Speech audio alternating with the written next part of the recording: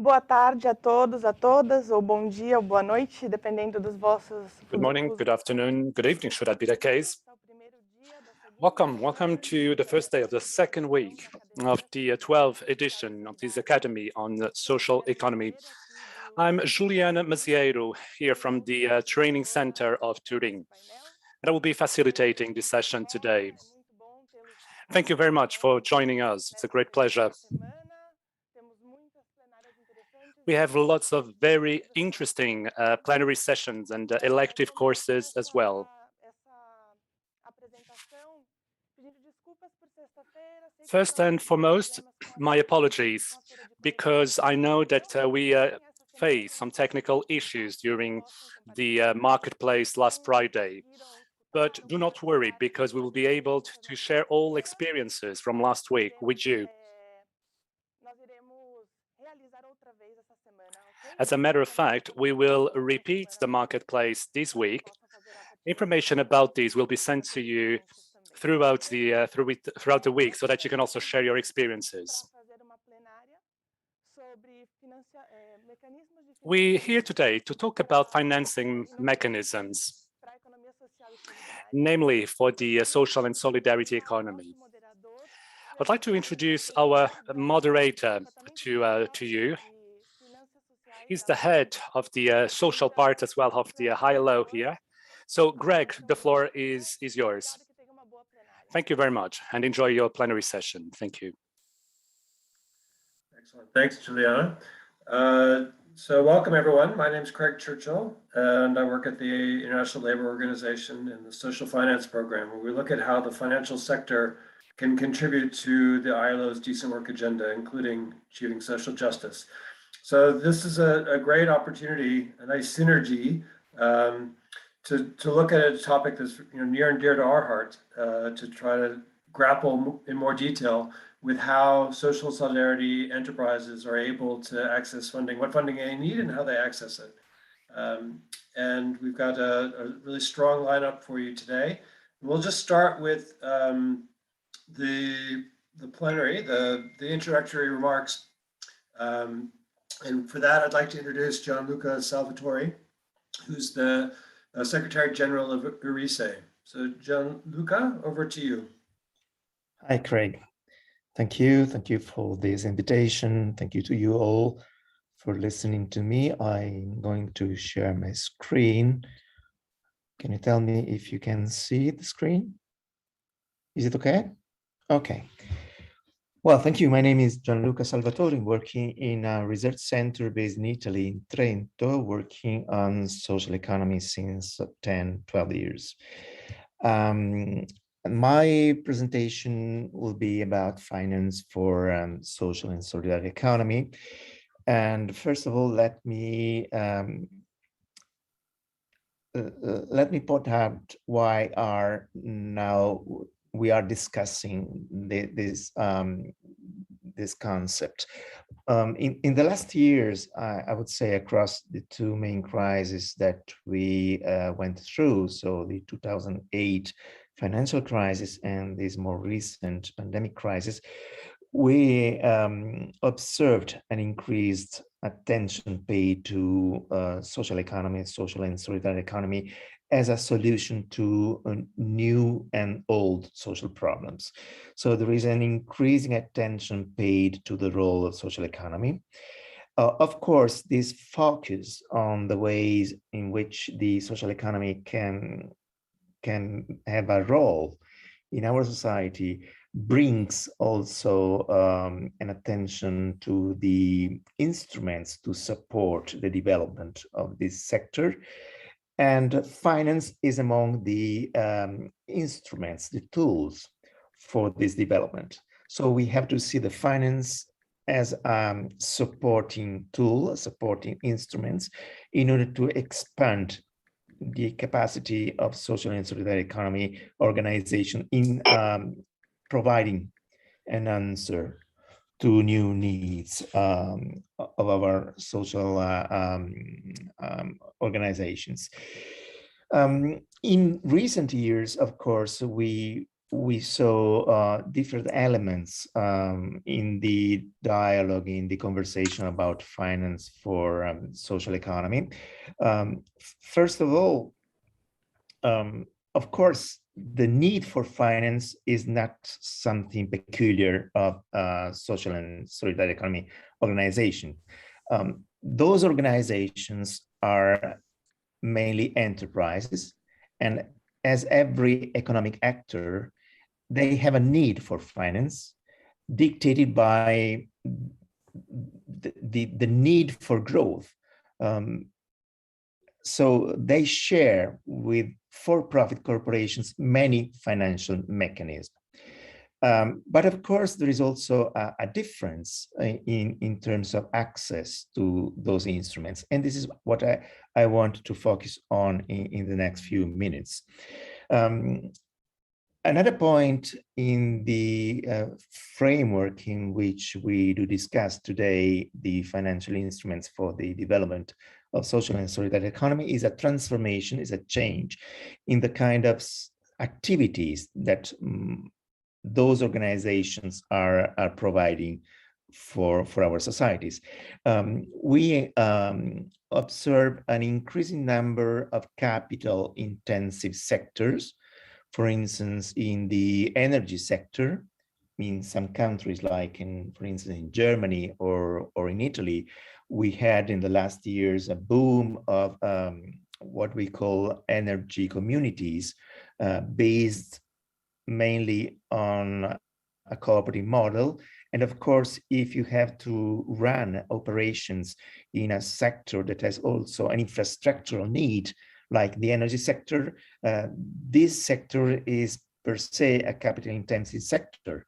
And the same also, for instance, in the waste management sector or in the management of heritage, cultural heritage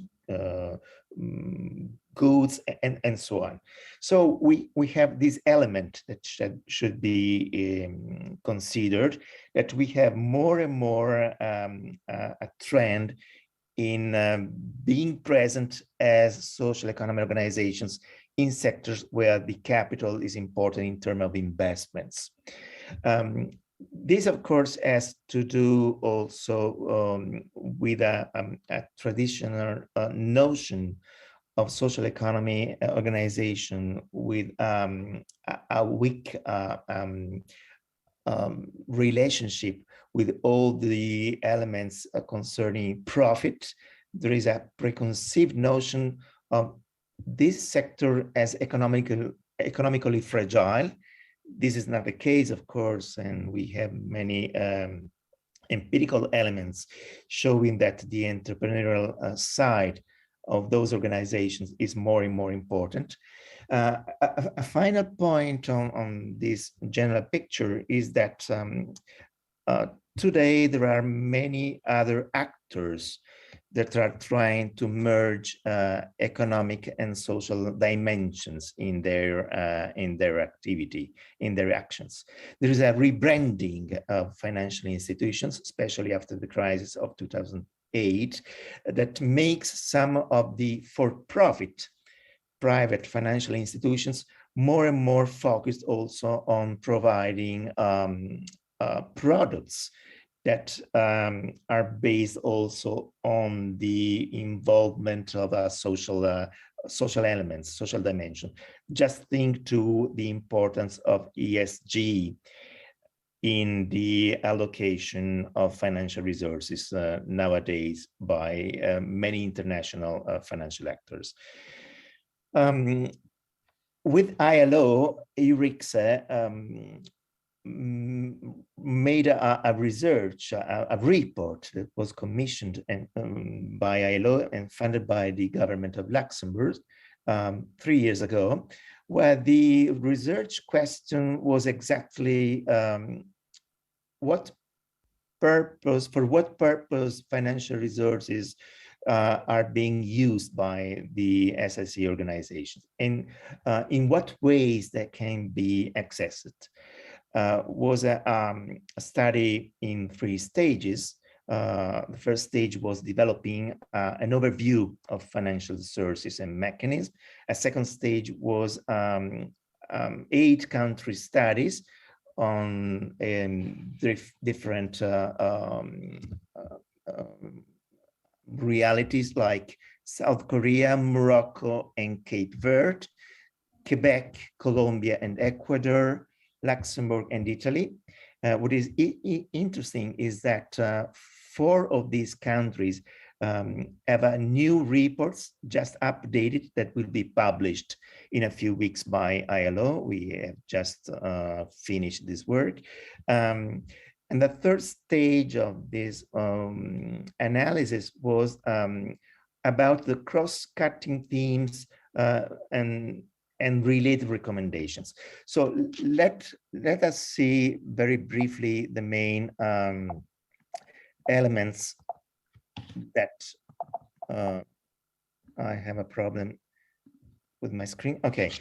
The main elements coming out from this research, from this report.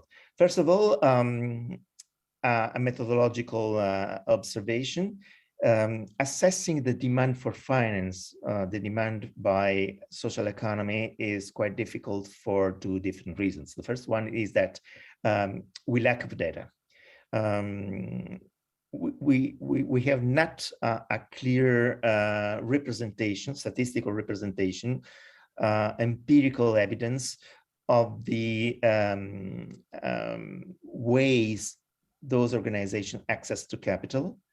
And the second element is that when we talk about social and solidarity economy organizations, we do include a large variety of actors with a huge difference in terms of financial needs, in terms of sectors, size, life cycle, and so on. If we talk about a large, for instance, a large consumer cooperative with millions of members, of course, we do have financial needs that are completely different from a small social cooperative dealing with a very specific action on the territory.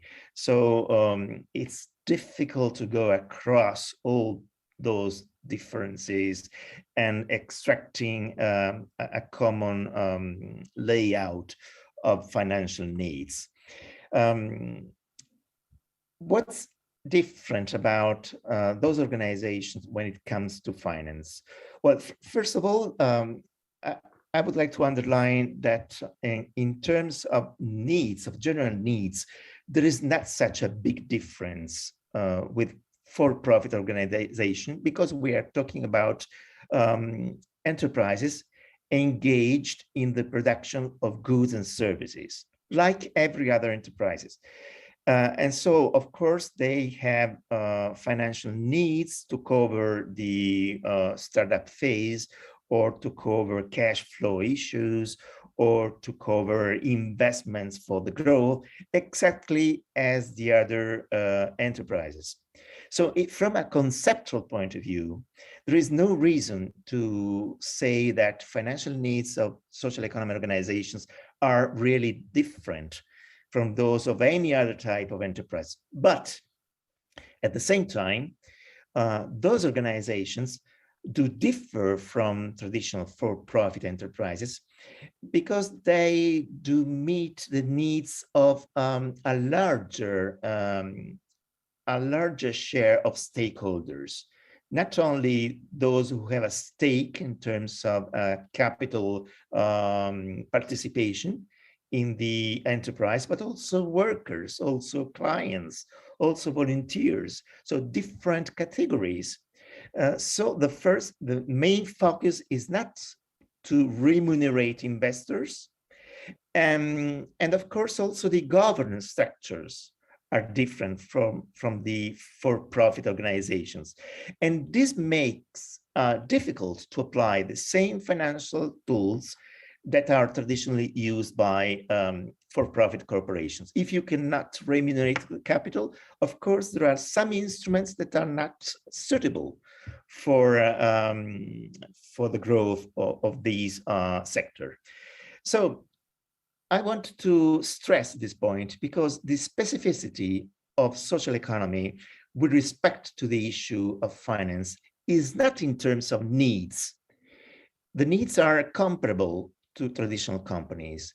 The specificity is rather in terms of the ways in which these resources can be accessed, the financial resources can be accessed.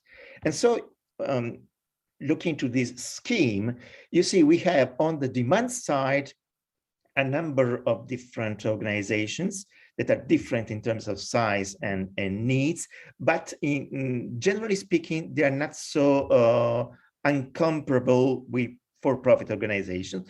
But on the supply side, you have a number of actors that can be activated that is larger, usually larger than the actors activated by the for-profit organization, because the internal mechanisms are different from the mechanisms activated by the shareholder enterprises. The main financial mechanism that we observed during our research as used by social economy organizations are mainly can be divided into two main categories.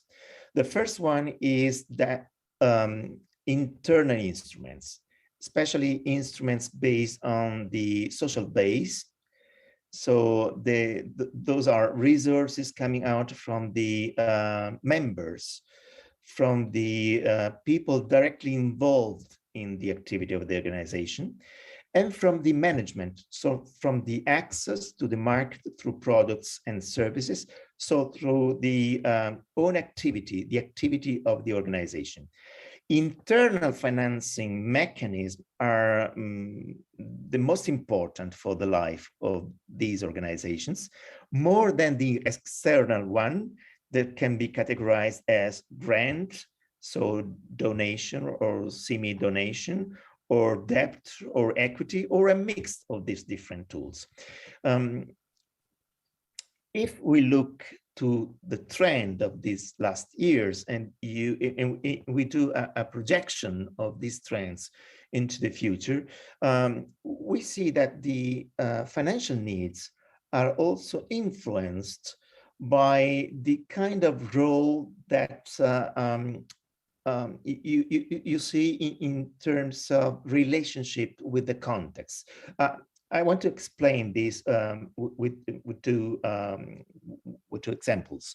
In some contexts of our national case studies, for instance, Ecuador and Cape Verde, you have a remedial role of social economy organizations that is prevalent. It means that those organizations are committed mainly in contrasting poverty and favoring social inclusion. In these areas,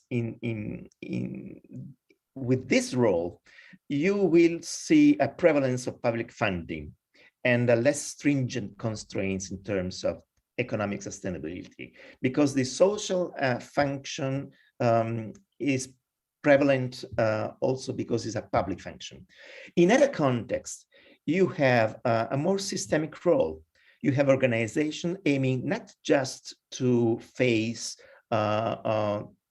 the contrasts of poverty or the social inclusion, but rather you have a whole alternative way of organizing economic activity. So you have many sectors that are influenced by this systemic approach. In this case, you will see organizations based more on entrepreneurial activities, more taking business risks, so more autonomous with respect to public resources, and more alternative to the mainstream approach. In both cases, so in the remedial case and in the systemic case, ecosystems are quite crucial in terms of accessing financial resources. This was quite evident in the 8 cases that were studied in the report. We saw in 3 of the areas that have been analyzed, that when you have a cooperative district, a social economy district, where many different actors of different size, different sectors are interacting each other, the access to the financial instruments are much more fluent, easy. So the quality of the ecosystem determines the articulation of the financial system, not vice versa. Where the ecosystem are fragile, financial instruments are more limited. And in some cases, even they can hinder the development of the organizations. I'm going to finish just stressing the importance, as I've already said, of the internal sources of capital.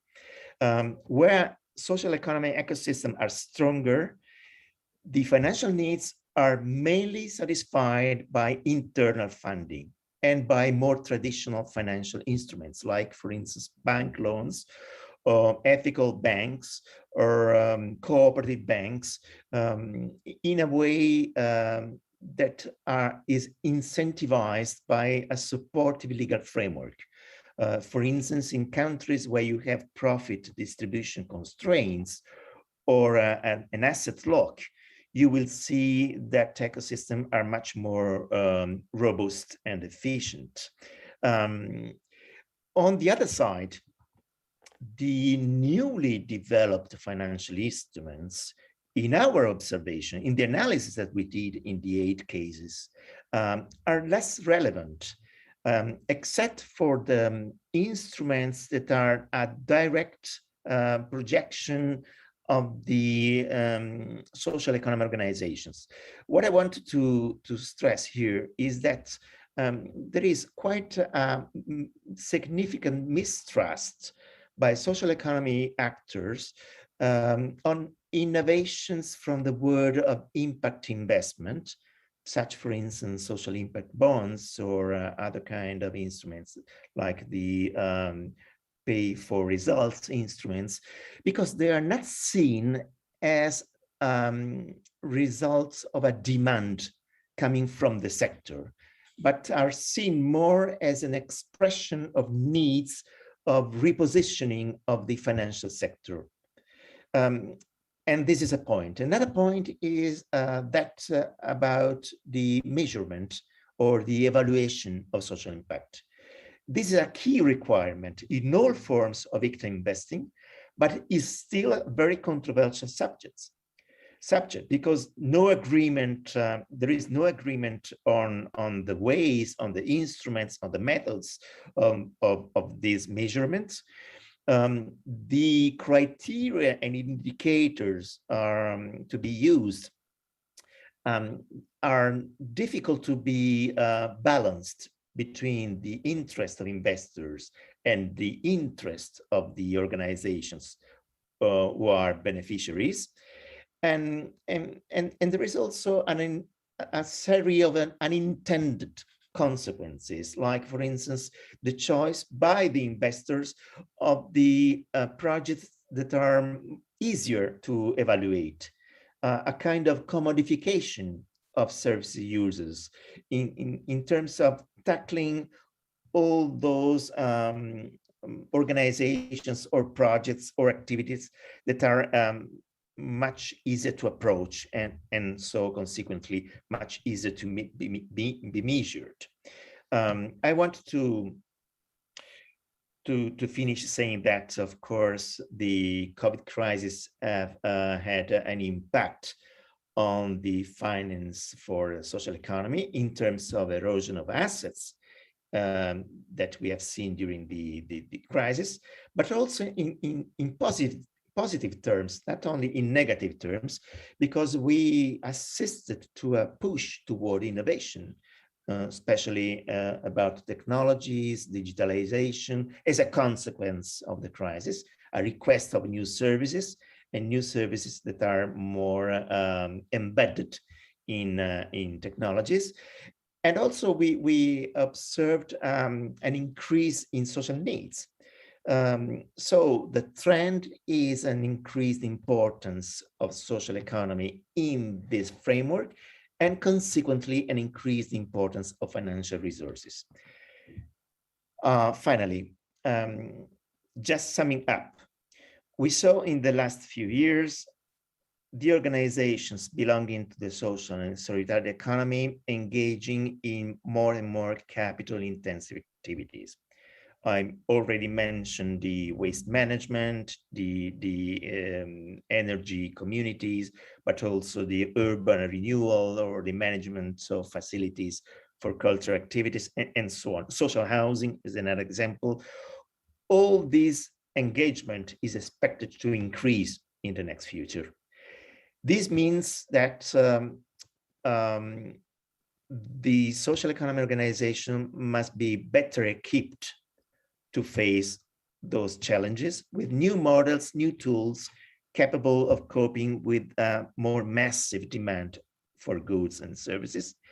And this, from a financial perspective, means a development of an adequate supply of a blended approach. A blended approach, I mean, mixing different tools, different strategies, mainly internal tools, but not only, also external tools, but consistent with the identity and the specificities of the social and solidarity economy organizations. Those are the main findings that I wanted to highlight. Of course, the full report is available on the website of the ILO and of EURICSE. And in the next few weeks, you will find also the new 5 case studies updated after the COVID emergencies. Thank you. Thank you, Gianluca. Excellent presentation. I really appreciate your inputs.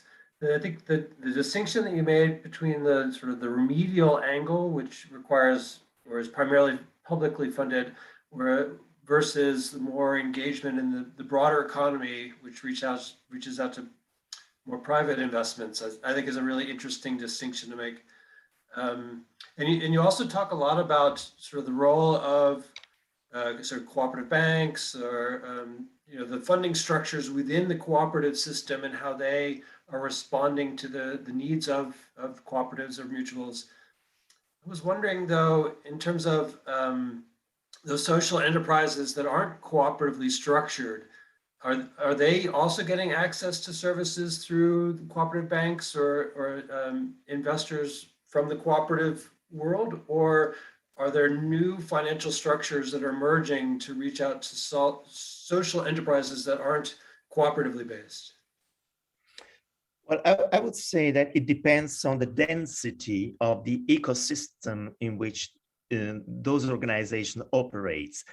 I mean, if you have a well-structured and well-articulated ecosystem, you will find many different instruments and tools.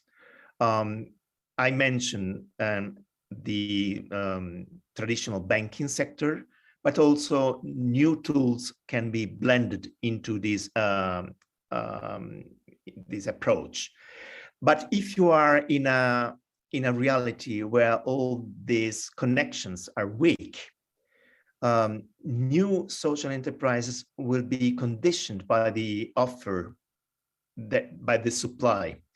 But the supply has its own identity. So the risk is that social enterprises outside that are not connected to a good ecosystem are not an active actor in terms of choice of the instruments, but they have to comply with the existing instruments that often are not suited or are not able to react to the specific needs of these organizations. So they are weaker in terms of power of contracting. Okay, thanks for that. So there's a question in the Q&A for you. So it's from Dr. Martin, and he says, or she says, as diversity is key to tackle the challenges faced by humanity right now, such as biodiversity, do you think that financial diversity is crucial? And for instance, local currencies, an example she gives is the one in Switzerland, the WIR, or the Palamas in Brazil. Do you think that these models can offer monetary diversity and contribute to a shift in the financial power? So do you find that's true, or do you find that interesting? you have some thoughts on the local currencies. I agree, but I would say that local currencies are a very interesting instrument in terms of local development. I don't see yet the capacity of those tools to face large challenges. And as we see that social economy is becoming more and more an actor, a systemic actor, we need also financial tools that can accompany those actors in a much more than local environment. So the problem is at local level, yes. On national or international level, not yet, because I mean the content of these new currencies is basically rooted in local communities. So they do not have the perception of how to deal with a large scale. And they're also not limited to social enterprises, presumably. Yeah. Excellent. So I think with that, why don't we turn to the panel that we have? And I understand we may be short a panelist who has connection problems. So we'll get started with the panelists that we have. And the idea is to take what Gianluca has talked about at a higher sort of macro level, sort of more general trends, and see how they play out in 3 or 4 countries, depending on what panelists are able to join us. Certainly Korea, we have Jonghyun Park from the Geosprang National University in Korea, who's joined us here. And from Morocco, we have Mohamed Bazi. And from Portugal, we have Filipe Almeida. And we have a colleague from Argentina who may or may not be able to join us, Claudia Simonte. So the idea here is to sort of hear about some of the innovations that are taking place at a national level and understand how those innovations are being designed to support the financing of social and solidarity enterprises. And why don't we start with Mr. Park from Korea. If you could let us know if there's some examples in Korea where financial service providers are particularly targeting social and solidarity enterprises.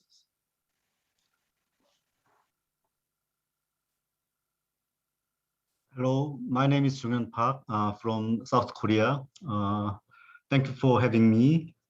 And I briefly introduced the Korean case. At the end of the 2020, there were approximately 65 social financial institutions that specifically serve social and solidarity enterprises or organizations. Among them, the most influential SSE financiers is the Korea Social Value and Solidarity Foundation, which is usually called as SVS. SVS is a wholesale social financial institution, and over the past 2 years, it has provided 19.4 billion won, about 1.4 billion euros to social economic organizations in the collaboration with various retail social financial institutions in partnership. SVS has several missions such as supporting retail social financial institutions, helping social investors, promoting policy and non-government financial cooperation, creating a social financial ecosystem to promote regional development and spread social solidarity models. And I have something to tell more about it, about other people's, yes, that's finished, yeah, thank you. Thank you. So this SVS sounds like it's a really interesting example. So we'll come back to you to get some more details as the conversation unfolds. Let's turn now to Mr. Bazi, Mohamed Bazi, from the university in Morocco. If you could give us some insights as to models of financiers in Morocco that are serving this market. Merci. Alors, bonjour. Thank you. Good morning. First of all, I would like to express my gratitude for your kind invitation, as well as for the interest, the enormous interest that you have shown for these thematic and social issues. So I have the pleasure of being with you. The Kingdom of Morocco has got a multitude of financing instruments, and it's continuing to equip itself with such instruments. Recently, we have allowed the crowdfunding. It just started after a law was passed. Morocco undeniably is very interesting and interested in this sector for its strategies, which were reframed between 2018 2021. A whole set of financial mechanisms available today do not specifically target the SSE. I'm referring to microfinance, which responds to social business-like schemes, and of course makes it available funds for entrepreneurs, and this for a long time. And very recently, I hope the discourse will be restarted. Since 2005, a state-run initiative, it's a huge initiative in Morocco, which contributed directly and indirectly to multiply the SSE organizations. I'm specifically thinking of cooperatives and associations. For instance, the number of associations moved from 3,500 to over 50,000. So, and you know, cooperatives too in the same period moved from 5,000 to over 34,000. As you said, figures are just rough figures.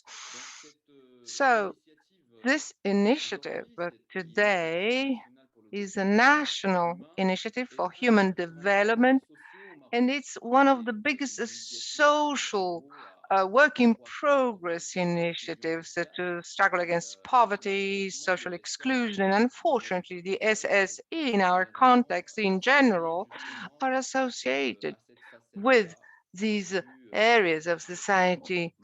The fact that several bodies and organizations within the SSE domain, of course, develop in the marginalized areas of the society and the areas, remote areas of the kingdom. This global initiative in general aims at providing financial means in agreement with other bodies.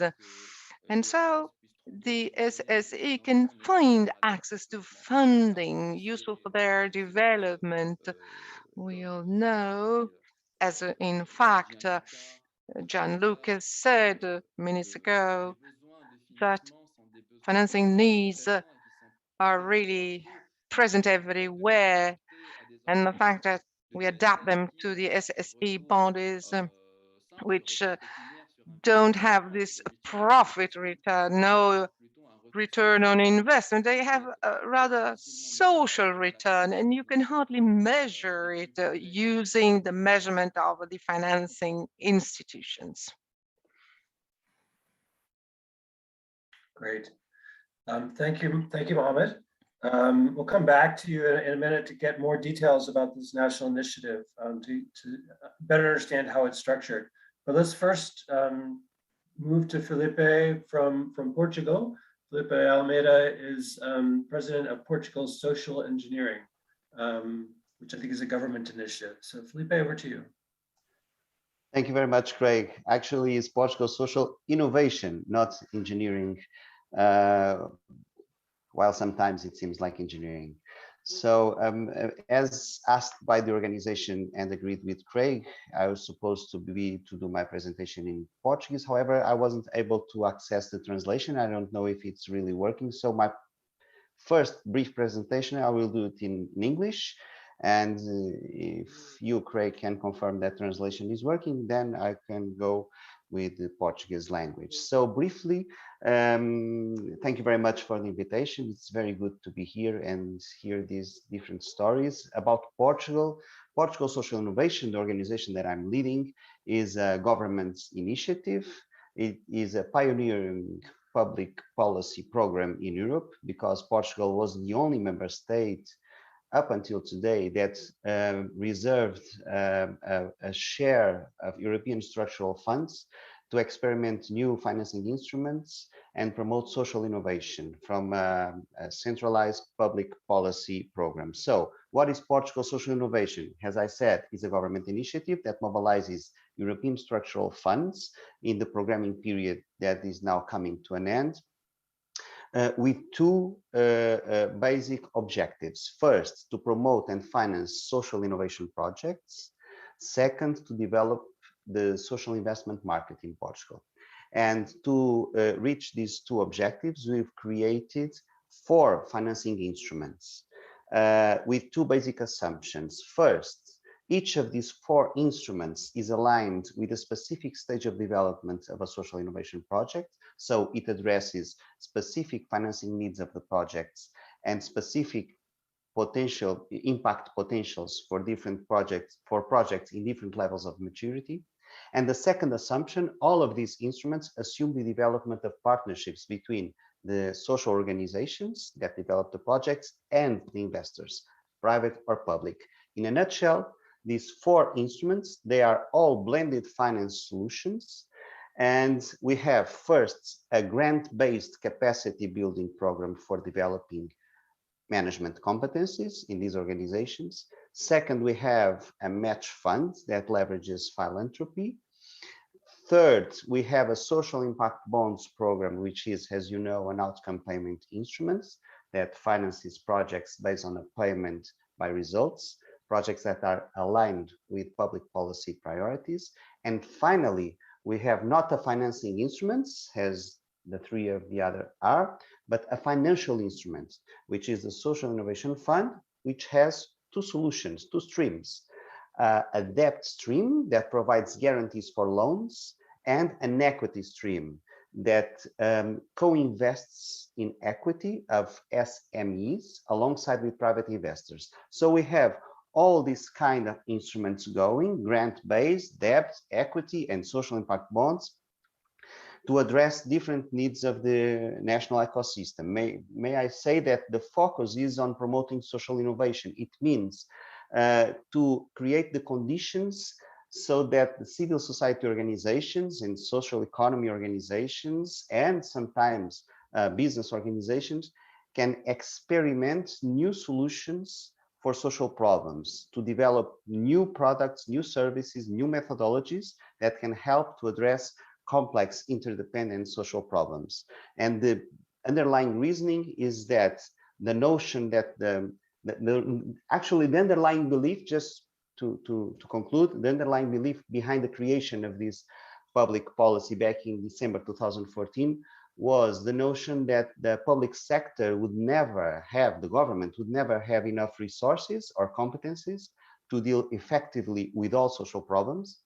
And the vision that the social entrepreneurship and this partnership with the social organizations and with involvement of private sector could actually be an effective way to create new solutions. So these cross-sector partnerships between the public sector, the private sector, and the social sector is one of the key solutions to our common future. That was the underlying vision behind the creation of Portugal Social Innovation. And I must say that to this day, we have already approved 587 projects all over the country, which represent around 124 million euros of financing, of which 40 million euros comes from social investment.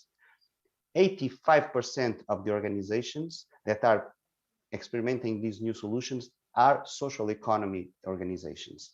more than 80% of the financing needs that we are addressing are for social economy organizations, because that's the main cradle of innovation for social problems. Thanks, Greg. Thank you, Filipe. So on the translation issue, on the bottom of the screen, there's on the far right-hand side, there's a button that says the languages. I don't know if you have, maybe you don't have that. Maybe I don't have the most updated version of this platform, Zoom platform. No, okay. For me, that's fine. We can go on in English, no problem for me. It's easy if it's easier for everyone. It's not easier for those people whose first language is Portuguese, but yes, that's okay. Okay. If we don't have it, we don't have it. Let me just follow up with you. So it sounds like a really interesting initiative, Portuguese social innovation for social engineering. How did it get started, and how was it created? Well, as I said, the Portuguese government. Well, let me just a brief historic background. Back in 2014, Portugal was living under severe austerity measures after signing a 3-year economic adjustment agreement with the European Commission, the European Central Bank, and the International Monetary Fund, as you know. And as the Portuguese government was having no access to the debt market and was highly dependent on EU funding, the increasing social needs were being addressed mainly by more traditional social organizations and emerging social entrepreneurs groups that were addressing these issues. By that time, in Portugal, it was created a specialized task force led by the Calouste Gulbenkian Foundation, which is the biggest private foundation in Portugal, that gathered several leading organizations in order to present a report for boosting social investment in Portugal. At the same time, the Portuguese government was negotiating with the European Commission the next programming period. And the vision of the government was that with all these resources, with all these activities that we were seeing in the civil society organizations and entrepreneurial area, and with this report from the task force, the vision was, okay, let's experiment, let's negotiate with the European Commission a small share of the European structural funds, namely 150 million euros of the European Social Fund, and let's try to experiment new financing instruments that can really boost this social innovation ecosystem in Portugal. So this was the first vision. Contrary to what's happening all over the world, in Portugal, it was a public initiative, a government initiative that mobilized the ecosystem and developed the ecosystem. It was, it had some potential, but it was not organized yet. So it was a public initiative that became the main catalyzer of this social innovation ecosystem in Portugal. It's actually been quite an interesting experience. Well, it sounds really interesting, and I like the way that you are thinking about different stages of the development of social enterprises and how they need different instruments to tackle those different stages. Mm-hmm. All right, let's switch back to Korea. And Mr. Park, you're telling us about the SVS and how it was a wholesaler. So if you could just say a little bit more about how they got created and who owns them, and you know, what are the financial instruments that they have?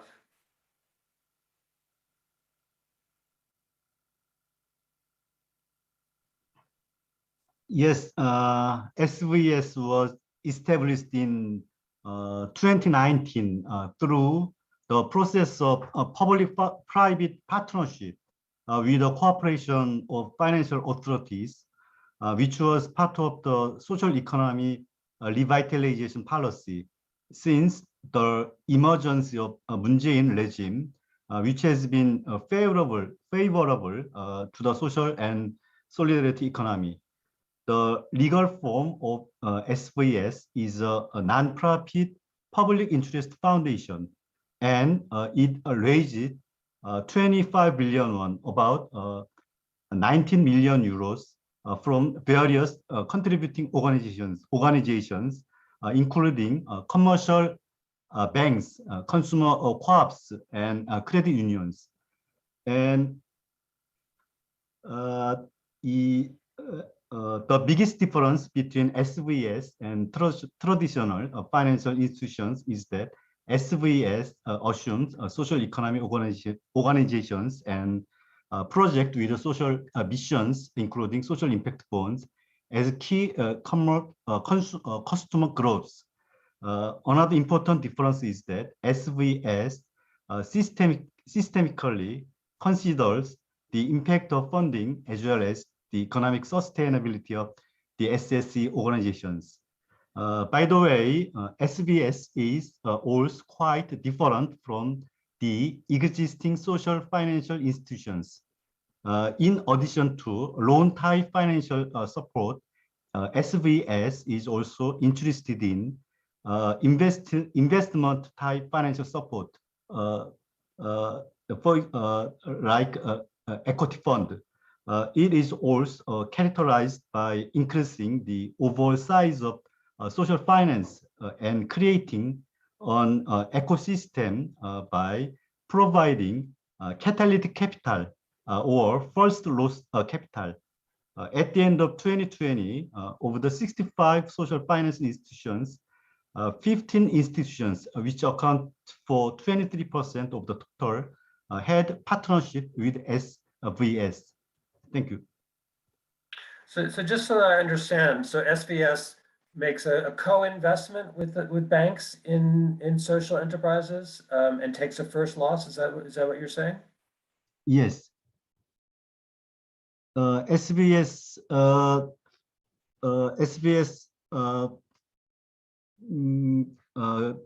offers provide some matching fund to existing financial social finance institutions, intermediaries. So that means that facilitating or accelerating or increasing the amount of capital to the social economic enterprises, and if that social economic organizations fails to refund the money, the first loss capital, the SVS covers the loss from the failure. So the other investors or the other investors endures the loss. Excellent. Thanks for that. Now let's go back to Morocco. Mohamed, you were talking about the National Institute for Human Development.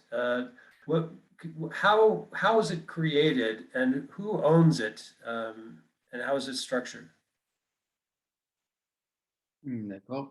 Merci à vous. Donc, thanks to you. First of all, I would like to underline that the need to solve social problems has always been topical with, I mean, in all regions in Africa, as it has been witnessed by the popular movements which struck the region in 2010. We didn't escape.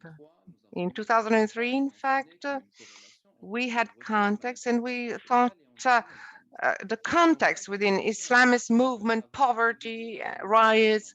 So we considered this social mission as a way to exit this situation, and SSE, like cooperatives which are recruited, well, they tried to enter this. We had this initiative, which is an initiative which began upon instruction of the King of Morocco in 2005, and the initiative was broken down in three main stages. The first between 2011, the second 2011 and 2015, the third phase, the phase we are running now, 2019, and usually should be an initiative or a phase to be achieved by 2023. It is managed by the Home Office today with a few milliard, I mean 1.7 billion euros, The budget is broken down in terms of 63% for the state, 30% local communities, which are really present and lively in the governance system, and 10% it is allocated to international cooperation. Talking about governance here, well, the ownership of the initiative, it's the kingdom's project. It is a state run, of course, and through its governance bodies, we understand that it is owned by the state. The steering committee has amongst or a president, a minister. We have the Minister of Home Affairs, and then a coordination committee. And coordination is at the same time on a national basis, and it is governed by a national coordinator, like a governor. And then on a regional level, there'll be regional committees in each and every province, and in every local community, there'll be human development committees. So what to measure, what is this organization doing? Well, the financing mechanisms and their implementation and their governance is done directly by and from the state, from the Home Office, which will certainly make the collection of information much easier. Other mechanisms don't have the same ability.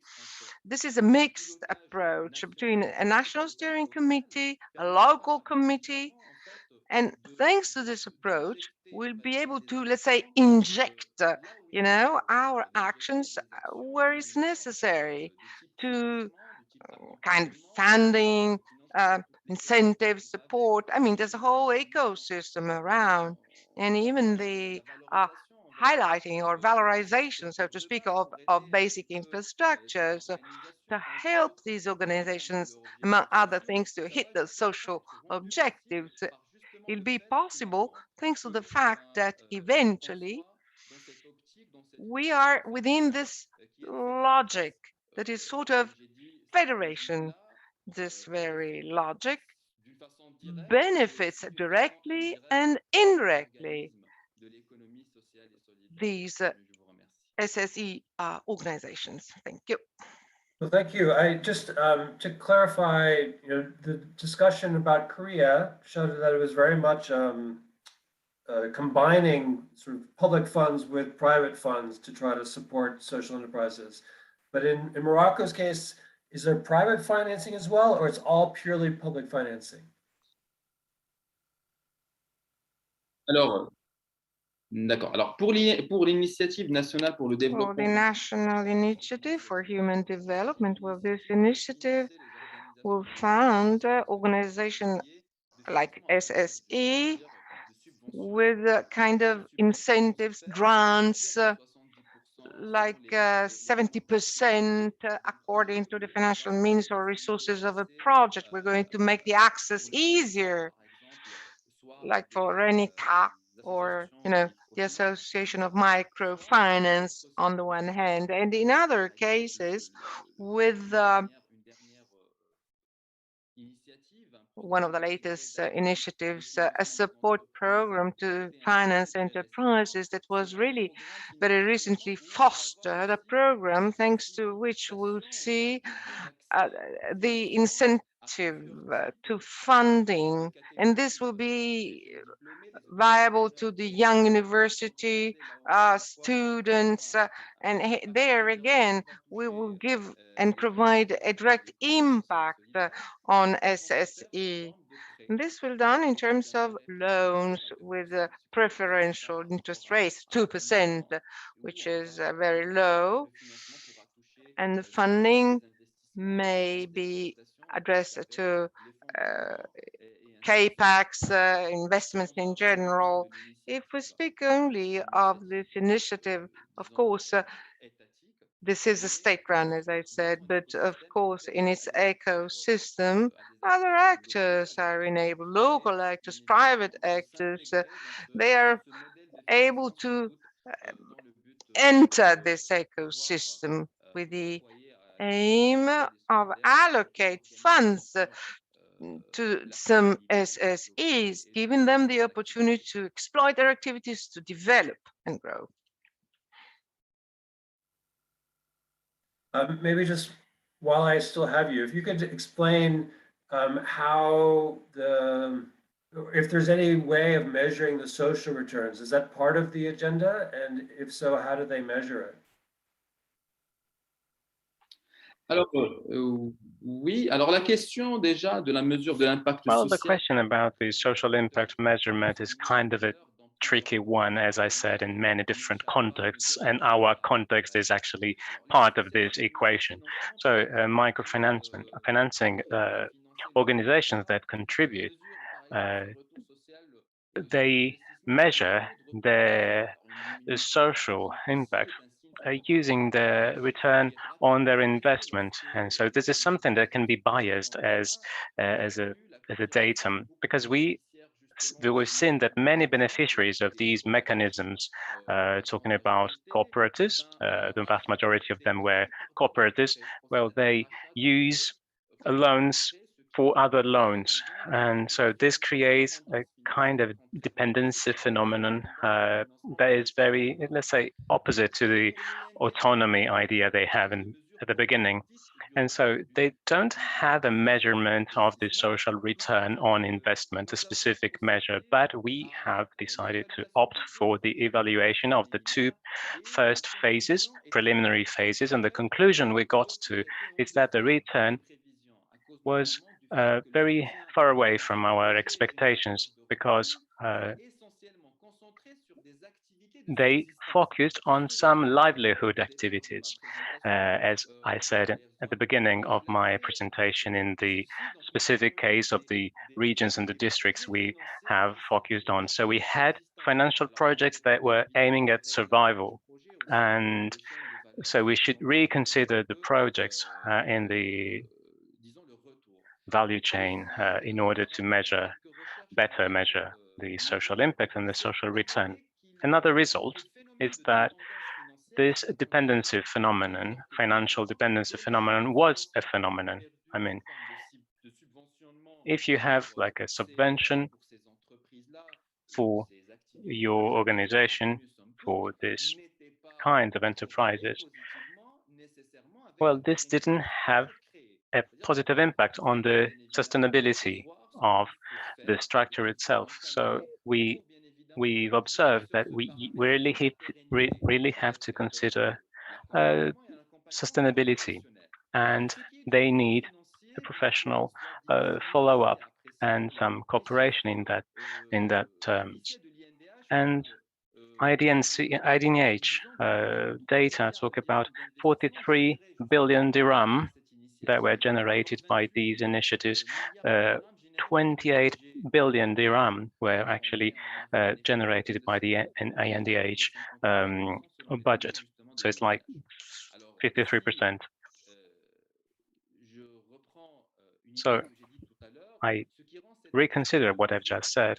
The question of measure can be easier for INDH than for other mechanisms, but they need to be implemented in two ways, on national scale and on the local scale. And those who must implement it, it's the Interior Ministry that helps in collecting all the data and all the information. But anyway, what we have now, the indicators we have now for the measurement, or the other indicators we have as accepted indicators for the social return on investment, well, they are not enough. We don't have them, and if we have them, they're not enough. And we based our analysis on some production and marketing cycles, on the structure and the organization itself, on other indicators. But it would be very useful to have a system for the measurement of this social return on investment. Yeah, no, I think that's a common problem. Maybe Filipe, over to you. In Portugal, you've got this special fund that's set aside for social enterprises. How do you know that they're social, and how do you see whether they're achieving the objectives that you hope that they will achieve?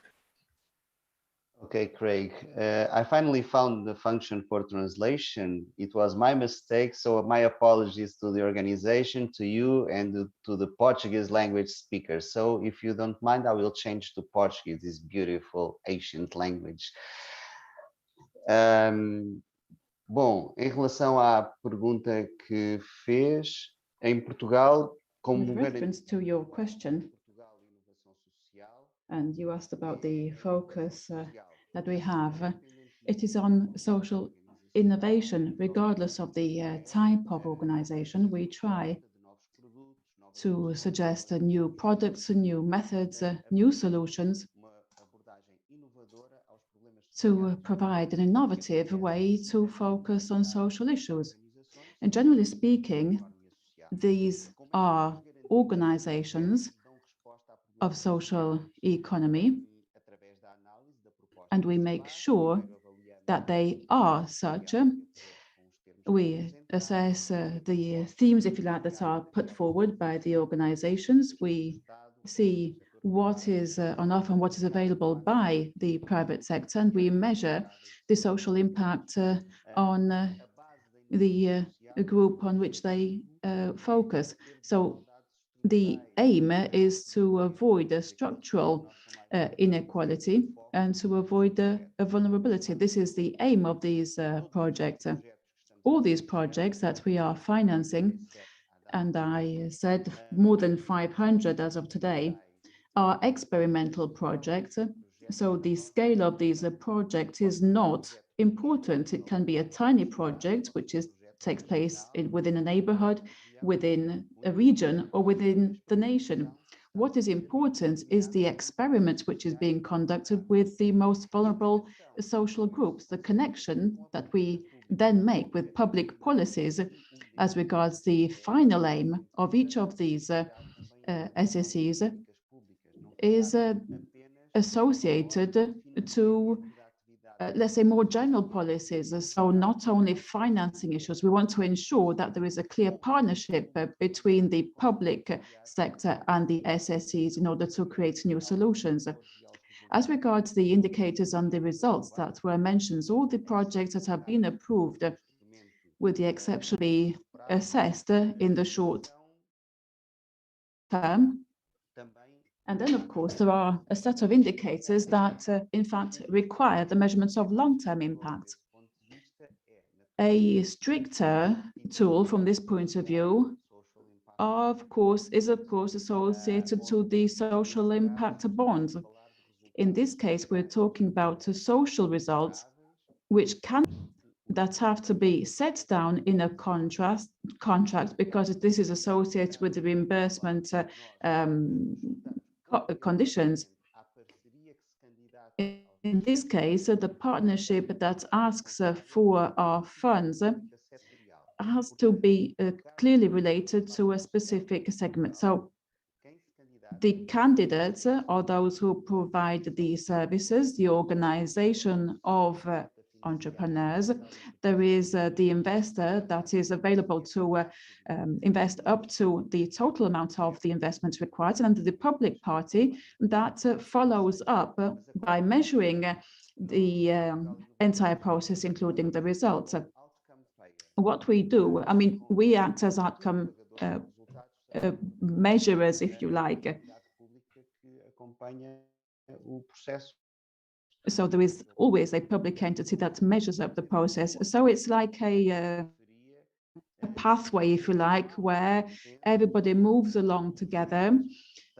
And now it is important for there to be consensus as to the methodologies. Part of the financing, the projects that we finance have themselves a measurement system, which is not yet obligatory. It is not yet obligatory for there to be a measurement, but I think that in consideration of these financing mechanisms, the impact measurement will have to become obligatory. And just last one word, Craig, with reference to some of the things that Gianluca mentioned. This reminded me of some of the things we have learned in Portugal as to the tension that there is between social enterprises and these financing mechanisms. When we were established, the idea within the ecosystem is that it was focused on startups, so SSE startups. And so let's say the traditional businesses were set to the side.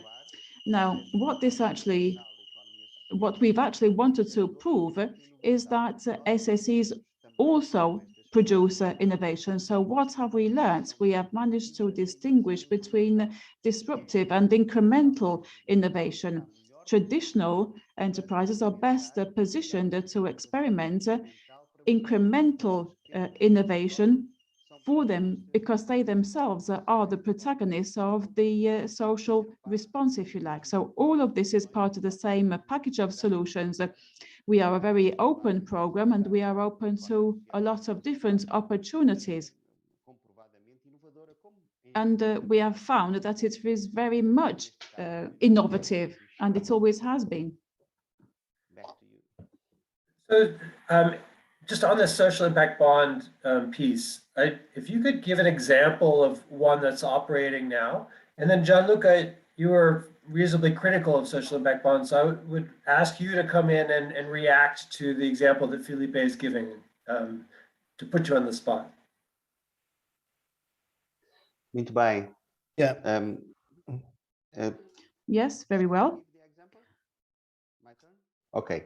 Back to Portuguese, sorry. Dos exemplos, eu posso... There is an example. We currently have 21 different types of social impact, and I can give you an example, one of the oldest examples. Academy Bootcamp is the name. The aim is to promote a methodology for intensive training for youngsters who are without a job in the scientific area. So it basically is a proposal for the requalification of skills in an area where there is a great need for specialization and specialized staff. It was developed in one of the innermost areas of the country. So we actually went there. It is a rather remote area.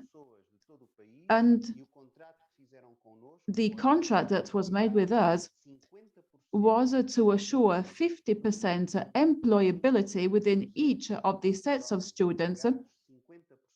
So 50% at 3 months from the intervention. This type of social impact, for example, is aligned with the public policies and is definitely associated with the public policies for employment. So right from the beginning, there was a validation of the intervention through the public institution which performs that sort of certification. As a result, once this was all confirmed, we went into the process.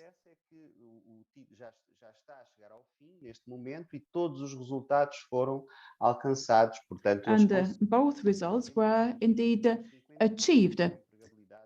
So we did, in fact, achieve the 50% employability of everybody. So what was the big problem? The big problem was associated to find a value.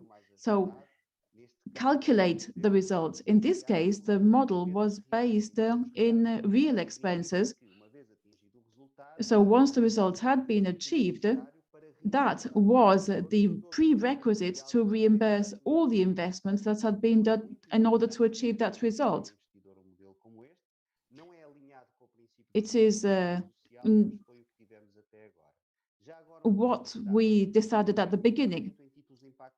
Now, this type of investment, and to make it very interesting for the traditional investor, because we can't remunerate the investor, we can only reimburse the expenses. In 2018, we established a fiscal incentive, a tax incentive, which allows the automatic,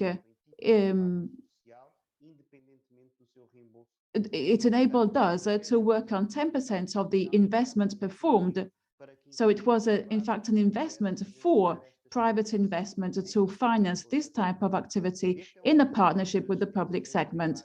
And this is an example of what we can do in different areas. Okay, so they're training youth in technology subjects, and if 50% of them get employed within 1 year after the training, then there's a 10% bonus that's paid, something to that effect. Is that? No. Well, if they got a job, sorry, back to Portuguese. I'm always forgetting. Se eles conseguirem emprego.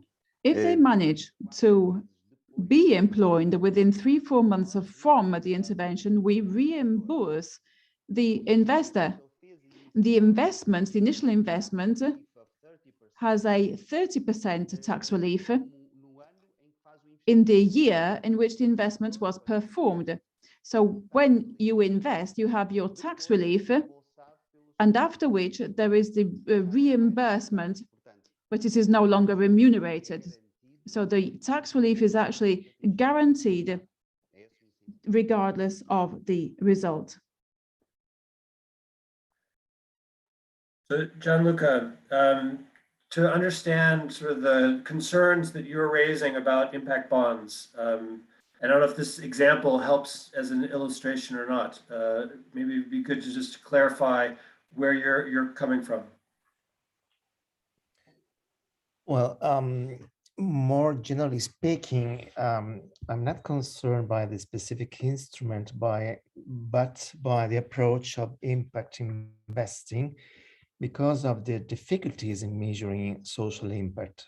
What we see right now in the debate at the European Commission about the taxonomy says a lot, says that we can approach the measurement of environmental sustainability in quite an easy way, because there is a strong development of objective indicators based on science. But when we talk about social impact, there is no consensus by experts, by practitioners, by policymakers on the indicators that should lead us in the evaluation of social impact. So this translated into the financial instruments of impact investing, including the social impact bond, of course, creates a tension, the tension between the attitude of investors to choose for easy projects. So projects that are more easy to evaluate, and all other projects that in many cases are more innovative. I'm convinced that investors are not really keen to be innovative. Investors are usually very conservative, except for those investors that can have a very high return on the investment. But this is not a case of investing in social sector. So you see, there is a kind of a contradiction. On one side, what we want is to mobilize private resources, because as Filipe correctly said, public resources are not enough in order to support the development of this sector and the answer to the new social needs that we see as a priority for the next future. So on one side, we need private money. On the other side, the kind of private money that we need should be a patient money, a patient capital. But unfortunately, this is an exception, because right now, most of the instruments based on the impact, social impact factor, are not decoupled from the need of the investor to have their investments repaid as quickly as possible. I'm sitting in the board of one of the 4 main social impact funds in Italy. And in my experience, every week when we have to decide our investments is that we are obliged by the nature of the instrument, so by the nature of the fund, we are obliged to choose projects that are not innovative, that are quite conservative, that are returning the investment in a guaranteed way. And I don't think this is the kind of finance that the development of social and solidarity economy needs. So that's my point. Great. Thank you, Giancarlo. Mr. Park, I'm going to bring you back in now and see if you can also help to respond to some of Gianluca's concerns in terms of the innovations that are taking place. The social enterprises that your SVS is funding, what sectors are they operating in, and how are they doing things that are different than traditional enterprises? The innovations that Gianluca is talking about. Yeah. Yeah.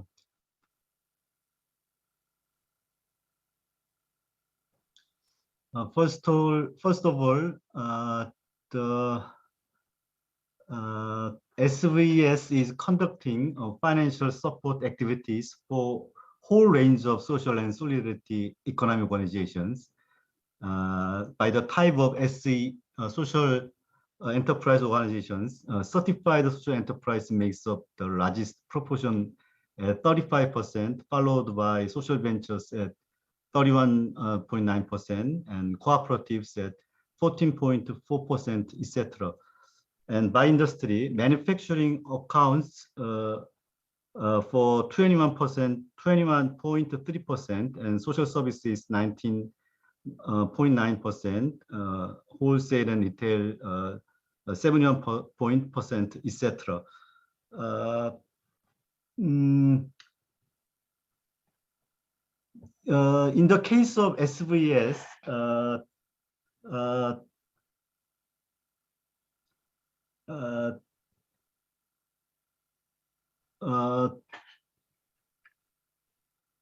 in the case of SVS, very interested in measuring and evaluating social impact. But SVS does not adopt a method of measurement to be expressed in specific numbers like social return on investment.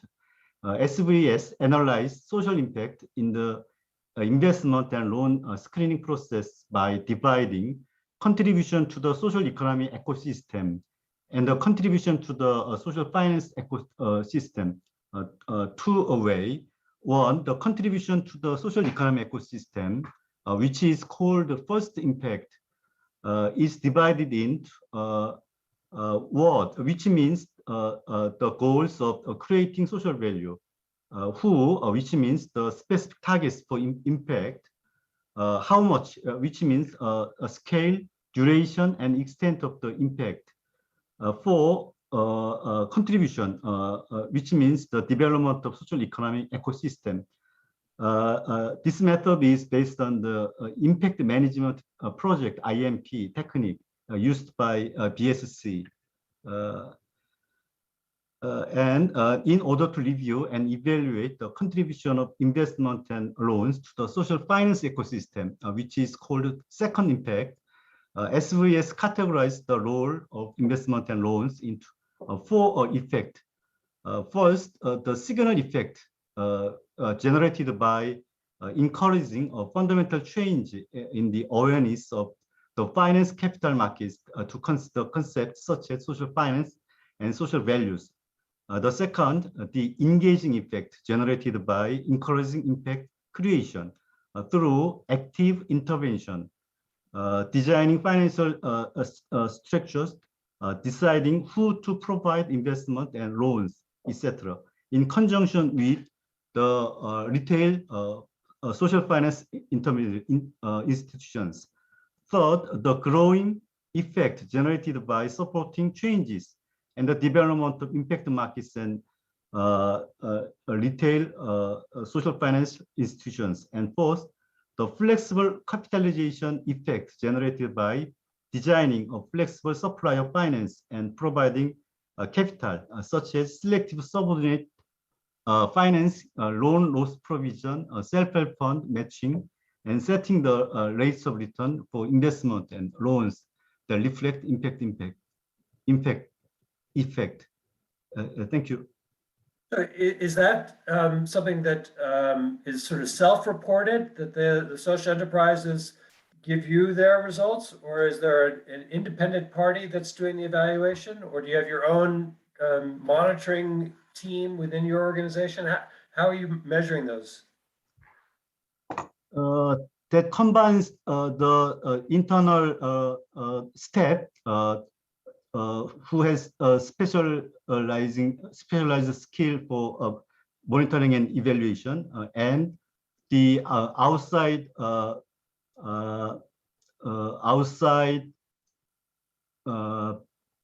counseling group members, two groups working together to review the screening process. Thank you. Okay, Mohamed, back to Morocco. Can you say a little bit more about the policy environment and how that supported the financing of SSEs? Is there more to it than just that the government said we're going to do it? Alors, au niveau du Maroc, déjà. Well, in Morocco, we have focused our attention on three key elements. The first one is sustainability of the impact. Second key, as I just said, is this impact measurement, which is tricky. But the thing, or one of the things which is among the most important, is the idea that the locality, I mean, the local context gathers together all the issues. This is very important, location. So an IDH has had an impact on all the SSE with the increase of the initiatives which couldn't be funded, and that today we're able to even create a dynamic. On the one hand, you have the initiative, on the other, the ministry, which is in charge of social economy, on the other hand, and exhibitions, and we created a very important dynamic. Unfortunately, this dynamic isn't uniform. So the network of associations, if I consider them, was developed to create project for NGH, and it was too heterogeneous. This is the reason why the third phase, if you will, was just a learning process. And today we suggested to our partners, or rather we encouraged partnership with external professionals, with external partners.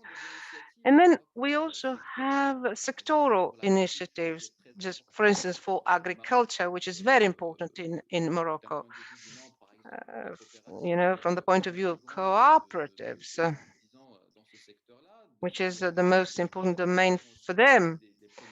We also have the products of the terroir, I mean, the local specialties. We have a local agency for the agricultural development, which kinds of collects all the activities for financing in order to extend the impact, to have a stronger impact. A simple example, for instance, the support for local produce, in order for them to be transferred elsewhere, marketed elsewhere through cooperatives. And this effort creates a critical mass where the cooperative is more popular, grows, and can even export their products. Sorry, it's frozen. So we also have a cooperation and development office which works in agreement with all the other actors of this ecosystem. And so the ultimate goal is to provide statistical data to us, even though such data aren't so well updated, alas. But in any case, today, we are more grounded. We apply our actions to these cooperatives in a deeper manner. We try to support the staffing of cooperatives. We analyze the marketing activities in a way. We try and organize exhibitions, fairs, in order to propose products from these cooperatives. So, in all, we try to set up an ecosystem where, on the one hand, you have the financing actors where partnerships are feasible, and financing like microcredit is also possible. Today, we try to include banks too, and on the other hand, we try to include other instances like marketing activities, like agencies for development, as you saw. So all this completes our context where the majority of associations and cooperatives, we have to say, are in certain close areas or remote areas. The idea is to provide them all the services they need. I mean, to make an environment more favorable, supportive of the ecosystem, and sustainable. However, the impact measurement, isn't so easily done. So, and I thank you. Unfortunately, we're out of time, but I would love it if each of the panelists could identify, one final thing that they would like to see, something that's still missing from their environment that they would like to add into their environment. And so, Mohamed, maybe I'll start with you. And Filipe, if you could just look in the Q&A, there's a question for you that somebody's interested in hearing. So if you could answer that when your turn comes around. Mohamed, go ahead. What's missing? What do you want to have happen next?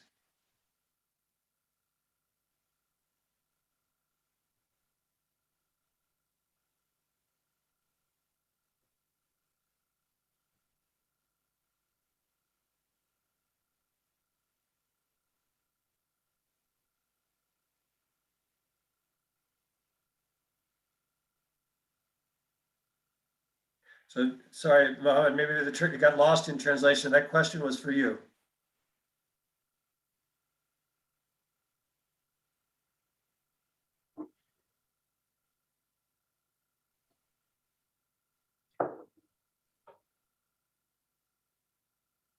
It's for Mohamed, right?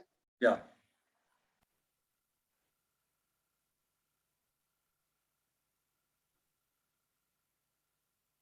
Excusez-moi, est-ce que la question m'était adressée? So yeah, the question was for me. Questions for all panelists, and I was going to start with you. And then the question is, what's missing? What do you want to have happen next in Morocco? Alors le Maroc devrait. Morocco, in my opinion, should let's say devote all the things that were said and all things that panelists have clarified and illustrated. I think Morocco should prepare dedicated financing mechanisms for the SSE to create a better ecosystem, better continuity. So at the same time, we should prepare ourselves as professionals to support the creation, the support of these enterprises, and also innovative mechanisms like crowdfunding, which is quite recent for our country. Well, it should be beneficial to the SSE organizations. It should enable them to develop further, being different from traditional enterprises. Today, if the return, of course, is very important, social return is also very important. Economic and social return should never be separated. Great. As our our people, our managers tell us every single day. Thank you. Mr. Park, what about for you? What's missing from the Korean landscape that you want to see happen next? Yeah, I think that the most important thing is to get more citizens participate in the social finance in order to increase citizens' participation in social finance, that is citizens' social investment. It is necessary to actively consider the following. First, leaders and activists in the SSC area need to work with civil society in actively promoting the establishment of social banks. If such an attempt is made in earnest, policymakers need to respond with improvements in the legal system, such as easing the requirements for establishing banks. Second, it is also necessary to raise joint funds between labor unions and SSC organizations.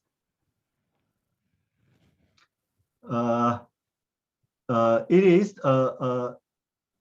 means cooperation between labor and the social solidarity economies, but it can also serve as a shortcut to drastically expand civil-based funds in the near future with the help of organized workers. Lastly, revising tax laws to increase the funding of charitable investors and citizen investors to SSC organizations is also necessary. Thank you. Thank you. And Filipe, the final word is yours. Thank you very much. Em relação à pergunta que fizeram no chat sobre regarding a the bolsa, question being asked sorry, about I have the the chat. translation. I have to. Sorry. Technical issue here with the translation. I'm fiddling around with the buttons. Now, regarding the question, as I was saying, about the different funds, still not active here in Portugal. In fact, I was not able to be part of the whole process. I think it's a matter of continuity in terms of the investment, but I think this is an excellent idea, what I heard so far. Now, what is missing here in Portugal?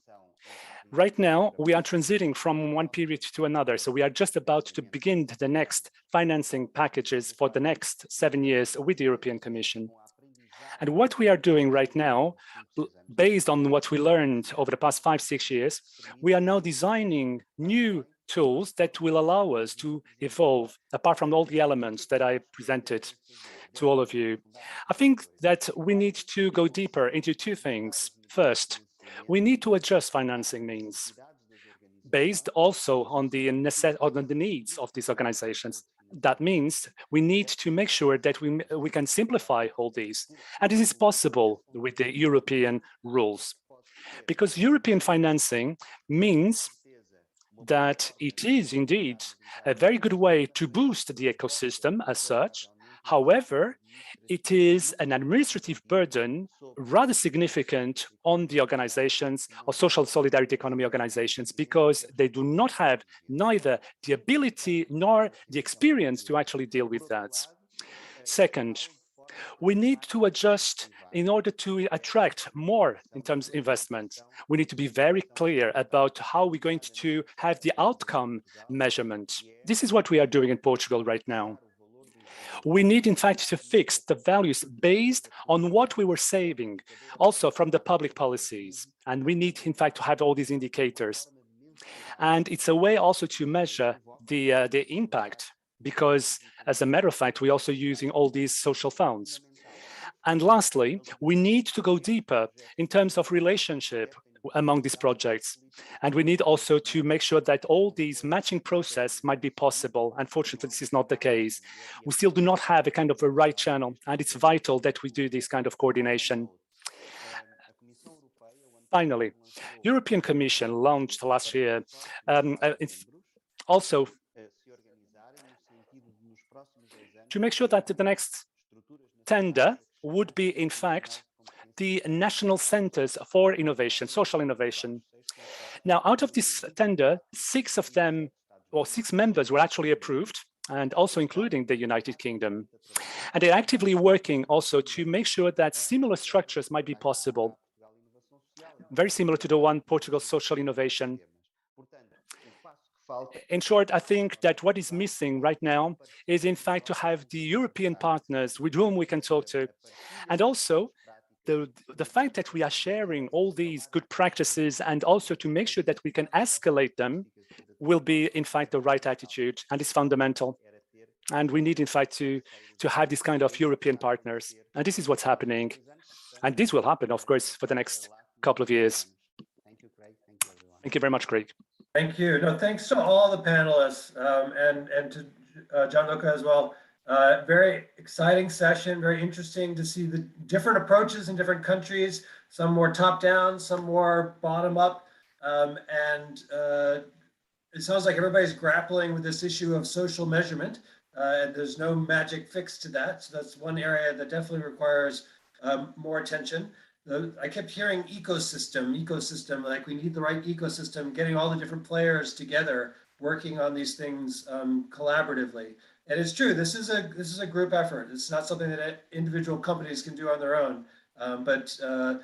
Where the government and the private sector are working together, there's certainly more opportunities. And I think the examples from Morocco and Korea and Portugal illustrate that quite clearly. So Juliana, I'm sorry that we've run over, but I think it was a very interesting session, and thanks for giving us a chance to share the experiences. Obrigada a você, Craig, pela excelente moderação. Thank you very much, Greg, for your moderation as well, and also to moderate this debate. Very interesting debate, in fact, and also the participants, they were really reactive. Unfortunately, we are running late, and I know that we could go on talking about it, but I'd like to say thank you to all of you. Thank you for your participation. However, just before moving on to our break, I'd like to say a couple of things. First, on Thursday, as I mentioned at the beginning, we will also have our marketplace again. Now, for those that last Friday were not able to share their experiences, will now have the opportunity to do so this week. Also, if you'd like to bring new topics, just send us an email. Adicionar esses novos temas so that we can also add all these topics. Just send us an email. So those that were supposed, in fact, to talk last week, you can go on and do this time. If you'd like to share something else, please send an email.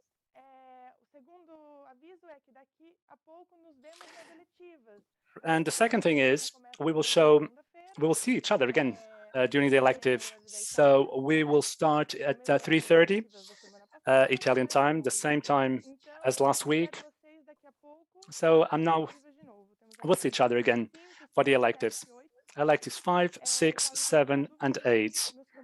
And again, should you have any questions, please send us an email or let us know. Thank you so much for your participation today. Bye-bye now.